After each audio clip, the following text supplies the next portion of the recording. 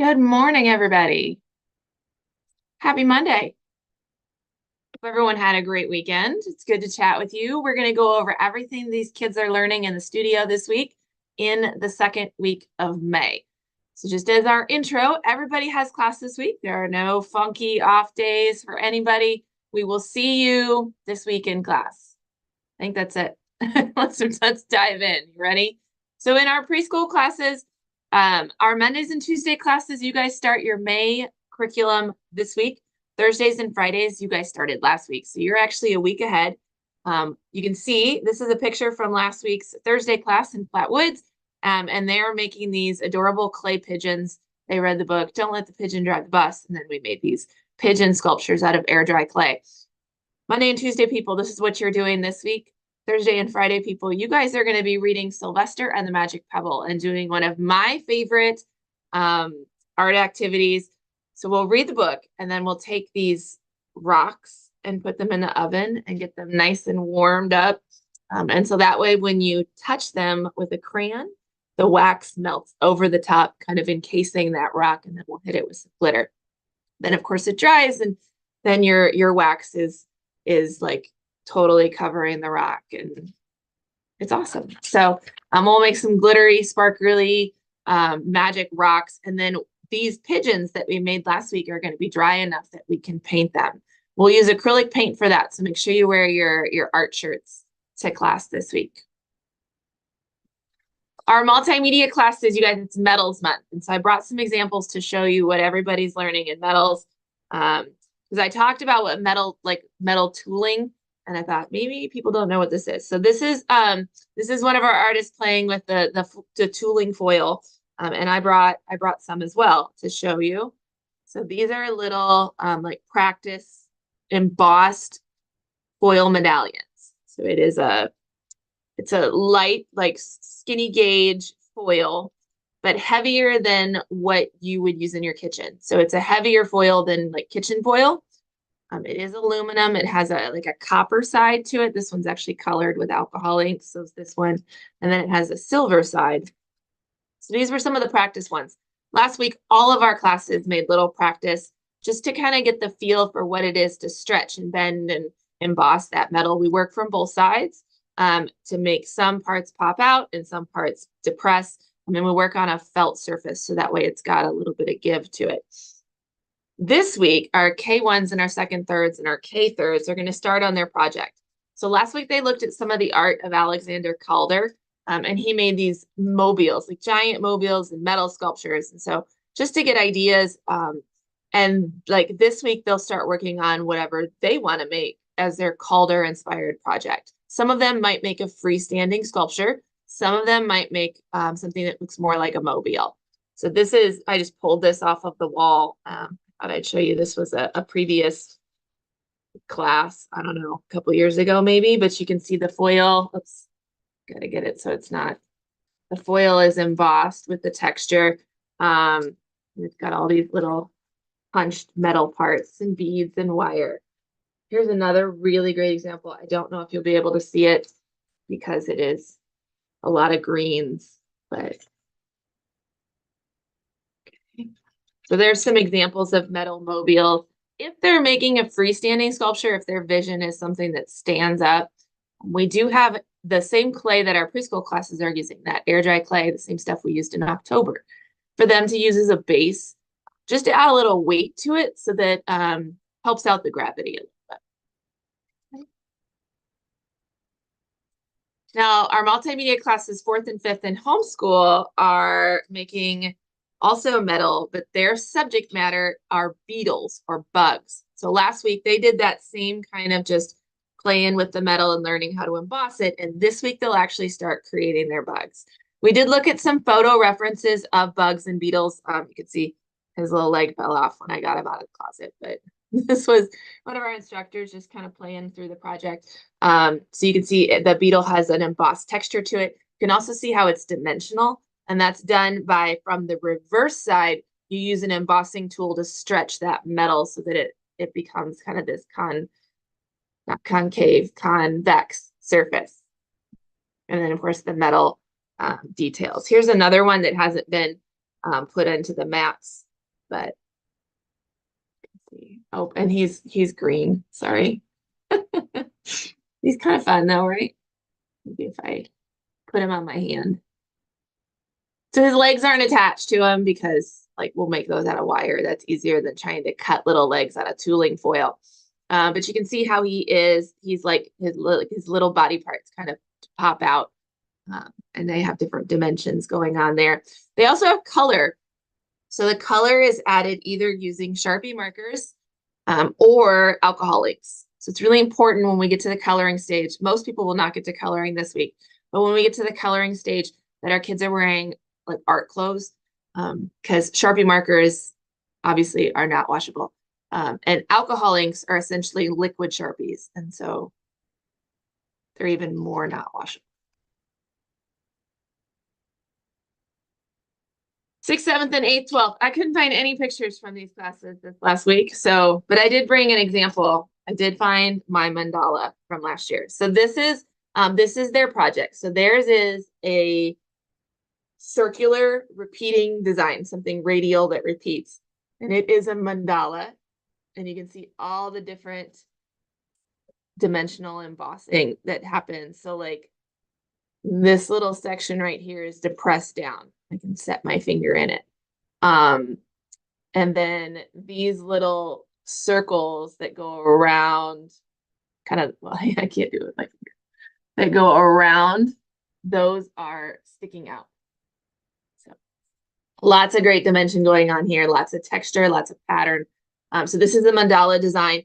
Last week, our big kids, our middle schoolers and high schoolers, they did the same thing as everybody else. They just learned metal tooling and embossing just to practice it. They also talked about what a mandala is and got ideas of what their design might be. As a repeating design, what they will do this week is on paper, they will design like a pie piece. And then that's what gets like traced and transferred over and over and over again, right? So you'll just take the paper and like a clock, transfer it on there, and then they'll work through the embossing for the next 2 weeks. I do want to show you the other side. So this is the colored side. So you can see this side has all the, and it's got little blue stuff on it because it's the little tacky stuff. Because I just took this off the wall of the office. It was hanging on the wall like this.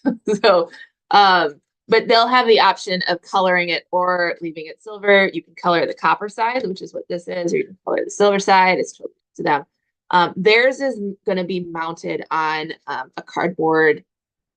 I call them cake rounds. I don't, it's my Panera background showing through, but a cardboard like circle for mounting. And then we've got sawtooth hangers so that it's got a little bit more structure to it than just foil. So that's what's happening for them. They've got a lot of work to do, which has kind of been the theme for the year for them. So they'll get started on designing their mandala and transferring the design onto their metal circle. And then they'll spend 2 weeks just embossing and coloring. So those are our multimedia classes. Creative explorations, you guys are also doing metal tooling. Oh, I was going to show you something and I forgot. You want to go for a walk with me? Let's go for a walk.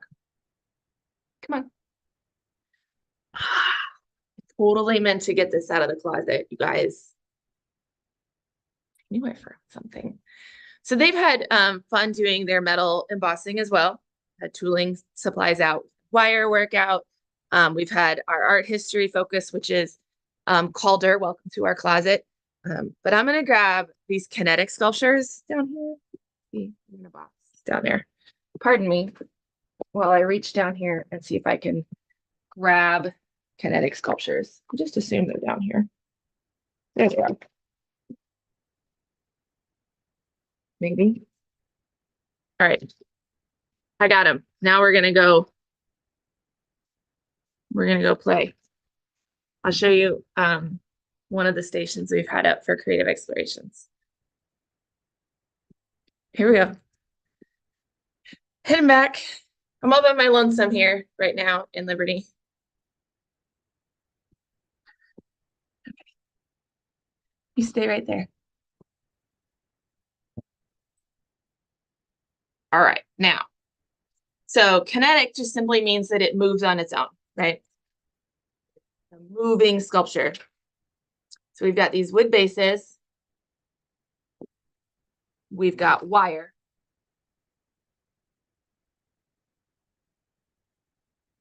Oh, of course I pick up a green one. That's not going to work. Hang on. Let me pick up a black one that way. So you got wire. And we got beads. And the goal is to get your wire to balance, just shifting through these, on top of the wood block. And we're going to use the beads and the washi tape as our chance to get it to balance. So this is one that is already figured out. You can also balance it on your finger, which is harder than it seems. And then they move on their own. So I'm going to turn off my green screen because I totally want to show this to you. Video settings, background and effects. No virtual background. I have a green screen. See if I can get this to work. Stop share. Nope. Almost there. Video settings. Backgrounds. No virtual background. Okay. Here we go. So my sculpture is balancing. And if it catches the wind, or if I just have really shaky hands,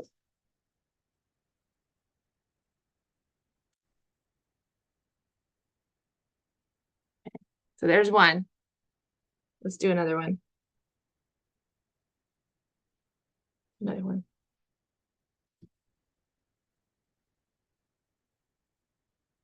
So these were our like kinetic sculptures that we were making in classes for creative explorations.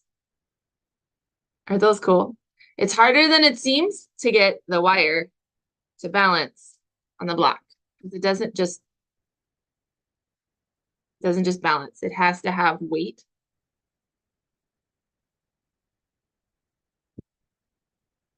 Are those cool? Saw it on Instagram. And then I was like, I could totally do that. And so we did. So anyways, so that's been a station that's been out for creative explorations. I want to it's been a puzzle that they have to kind of figure out, right? There's no one way to do it. You just have to keep playing with it until you figure it out. So, all right, let me get my everything all back up, shall we? Now it looks like I'm in the studio. I mean, I am in the studio, but it looks like I'm in my lobby. Let's share my screen with you and I'll get you this slideshow back up. Show you all my tips and tricks here. There we go. All right, so we're back. Let's get back to creative explorations. So anyways, so that's been really fun. We've got 2 more classes for creative explorations, right? So my Wednesday, Friday people that come for creative explorations, 2 more classes. And then we're done for the year. Isn't that nuts? So crazy. All right, drawing classes. So my 101 peoples, I gotta clean up my mess while I talk to you. My 101 peoples, you guys, we warmed up last week with big like charcoal flower observational drawings from life, like from using faux flowers. We have tons of those just hanging around in the studio. And charcoal is always fun, and big charcoal is always fun. And then we worked small. So we got out those glass pens and we got out that Sumi ink and we looked at some reference photos and illustrations of bugs. Could have been anything. So unlike our 4th and 5th graders who are doing beetles, and they're all pretty much beetles, these are all different. And some of them are beautiful, lovely bugs that I don't think are too scary, like butterflies. And then some of them are like spiders and other things, which are creepy crawlies. So they looked at bugs and then they made a bug collection. After we had the ink drawings done and the ink was dry, we used chalk pastels to add color to those. And then we cut them out, collaged them into our journals. Bug collections. All right, I'm all cleaned up. That's good. This week in Drawing 101, that's what I need to tell you. This week in Drawing 101, what are they doing? Of course, I didn't write it down. Ooh, you guys, It's getting to be May. Should we find out what they're doing? Because, you know, I can't remember these things. I know it's something really cool. Are they doing buildings? That's week 3. Hang on. Pardon me while I bring up the Drawing 101 curriculum. Drawing 101.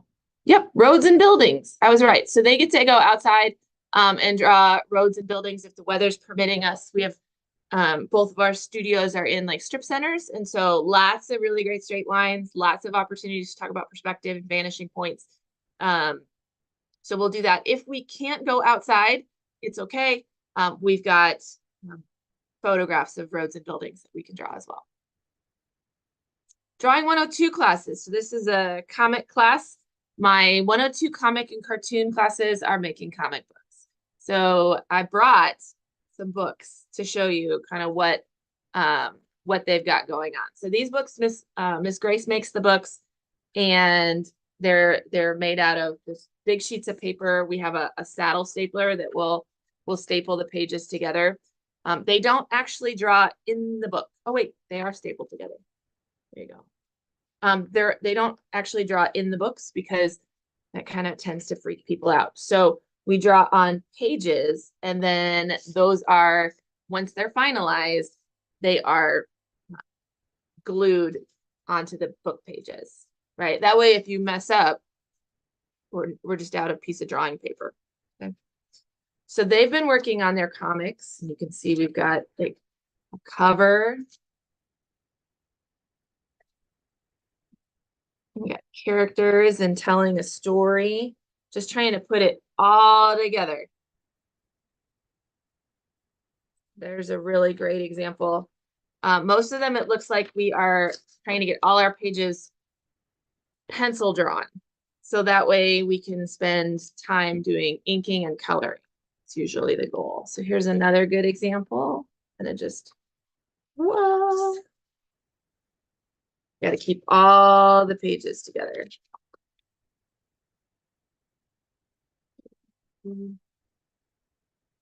They spent the whole month working on, right? Typography, character design. We did some storyboarding. This is a really great sketch. I like how she's got it all planned out. So every one of her pages are pencil drawn. She's got some finalizing to do. And then I would imagine this person's ready to start her inking process. Let's look at one more. This one still has the Post-it notes in it, which is oftentimes how they storyboard or like plan out, like, how do we get the characters from this point to this point? Like, what are the frames or the pages that we need?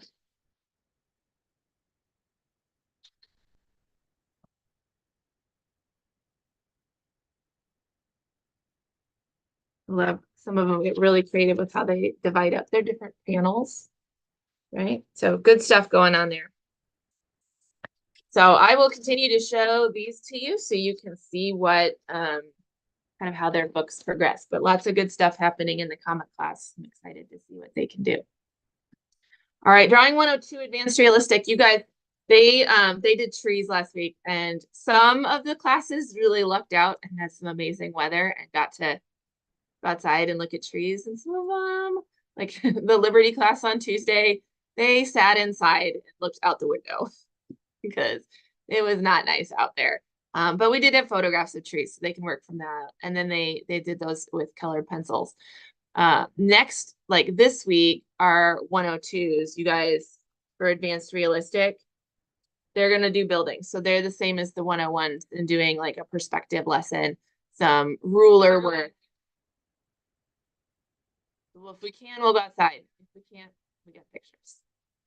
And our Drawing 103s, this was Monday night class in Liberty. They got to go outside. So this is 103 Advanced Realistic. Their challenge is actually kind of urban sketching or a cityscape, streetscape that they're drawing. So as part of their mini lesson, like this won't be their final, but as part of their mini lesson, just to kind of get warmed up, they went out and drew Mill Street. And then we will, they'll create their own composition. That's what 103 does. My 103 comic and cartoon are still doing those anthropomorphized characters. Remember, this time it is an inanimate object, not an animal. Think Beauty and the Beast. Okay. Couple housekeeping things. All right, I've had a couple messages just in the last week. People are like, hey, can you cancel our enrollment? We're not gonna be able to do this through the summer. So just want to be really clear. We don't have classes in the summer. When you signed up, all the classes on the calendar ended in May. So we only do classes, this is the spring semester. We only do classes through May. We don't do classes in the summer, and we'll be back in the fall for the fall semester. So last day of classes is May 23rd. Everybody should be wrapped up by then. After that, it's Memorial Day week, it's staff vacation week, and then we begin our prep for summer. So makeups are available through like early June. So still that Memorial, like the week before Memorial Day, the week of the 23rd, we still have makeups all that week. We do not have makeups the following week because that's the week that our staff takes vacation.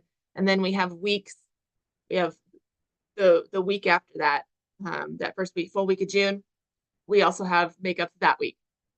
So if you miss like your finishing your May Metals project, that's the time you can come in and get that done. Or if you still haven't finished fiber arts, or heck, if you need to finish January acrylic painting, like get in here and let's get it done.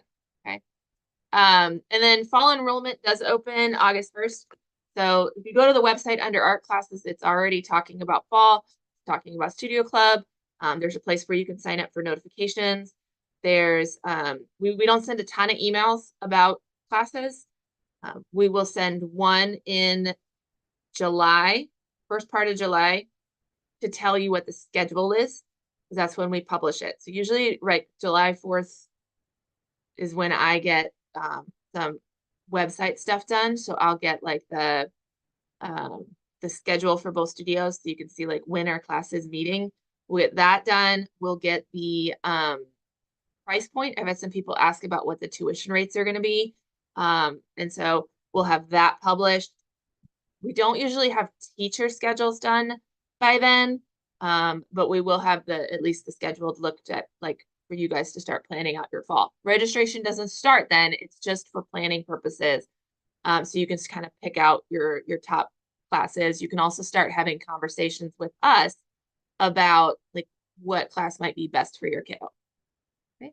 That way on August 1st, right here, when enrollment opens, you're just ready to go, right? You're not like, oh, are they 101 or are they 102? And what's the difference between creative explorations and multimedia? Like you can get all those questions answered in the month of July, so that come August 1st, when enrollment opens, you can just sign up. There will be a t-shirt promo on August 1st. And so if you sign up on the first day and you sign up for the entire semester, which is what we call Studio Club, then you get one of those orange Easel t-shirts. I think that's it, you guys. That's all my notes. So I hope everybody has a fantastic second week of May, and I will chat with you soon.